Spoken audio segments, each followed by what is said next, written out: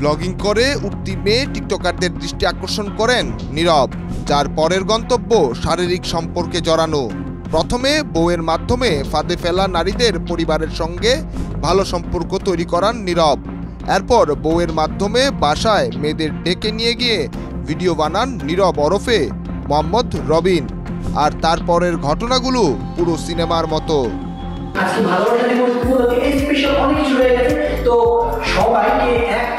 নীরব ওরফে মোহাম্মদ রবিনের ইউটিউব চ্যানেলের নাম নীরব খান ব্লগ।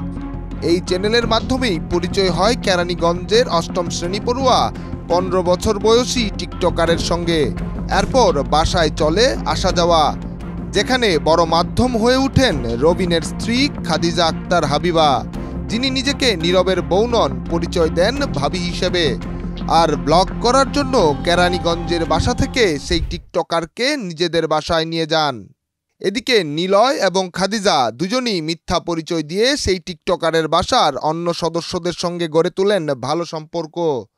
মিথ্যা পরিচয়ের বাস্তব প্রমাণ পাওয়া যায় তাদের ইউটিউব চ্যানেলের একাধিক ব্লগে, যেখানে নিলয় দেবর এবং তার স্ত্রী হলো ভাবি। কেবল তাই নয়, নিজের সন্তানকেও ভাইয়ের সন্তান হিসেবে পরিচিত করে তোলেন তারা। দিনের বেলা থেকে গভীর রাত কথিত নীরবের বাসায় সবসময় আনাগোনা হতো ওই টিকটকারের। বয়সের হিসেবে 18 না হলেও একাধিকবার চাপে ফেলে করেছেন শারীরিক সম্পর্ক, যা ভয়ে চেপেও গেছেন এই মেয়ে। তবে নীরবের উপর তার ভালো লাগাও কাজ করত বলে জানান এই টিকটকার। আমাদের ভিতরে একটা ফিজিক্যালি সম্পর্ক করার চেষ্টা করছে, বলছে যে আমি তোমারে বিয়ে করুম কিংবা এইসব বইলে আমারে উস্কাইছে, কিন্তু আমি তো ছোট মানুষ, এত কিছু বুঝি নাই। তারপরেও আমাদের ভিতরে একটা সম্পর্ক হয়েছে। ঈদের তৃতীয় দিন 13 এপ্রিল ব্লগ করার কথা বলে বাসা থেকে যান সেই মেয়ে টিকটকার। আর পুলিশ সহায়তায় বাসায় ফেরেন 17 এপ্রিল। এর মাঝে গড়ে যায় অনেক জল। নীরব প্রথমে ঢাকা থেকে সেই মেয়েকে নিয়ে চলে যান সিলেট, তারপর সেদিন আবার চলে যান চট্টগ্রাম।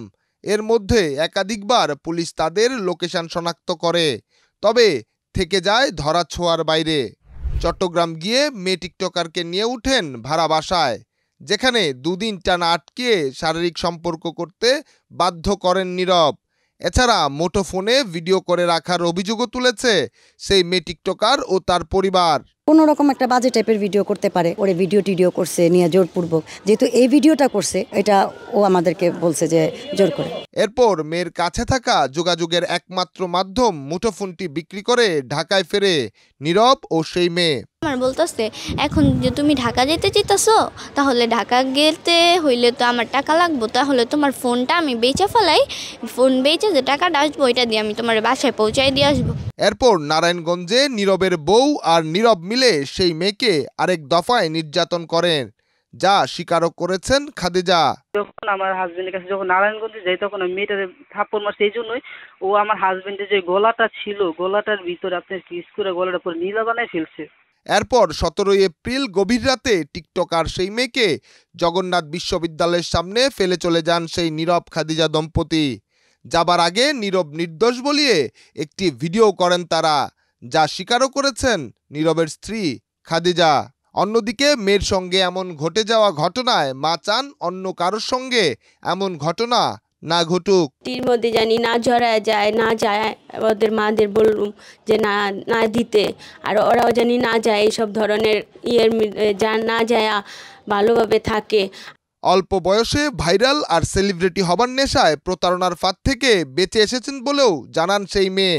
ভাইরালের নেশায় এমন ঘটনা অনেক ঘটলেও সামনে আসে না সব গল্প। তবে এই বয়সে প্রযুক্তির ভুল ব্যবহারে শেষ পর্যন্ত মেয়েটি ফিরে এলেও পাড়ি দিয়েছে দুই কাঁধে বিপদ নিয়ে অনেক পথ। তাই পারিবারিক সচেতনতার বিকল্প নেই বলেও মন্তব্য সচেতন মহলের। নিহার সরকার, অঙ্কুর, দেশ রূপান্তর।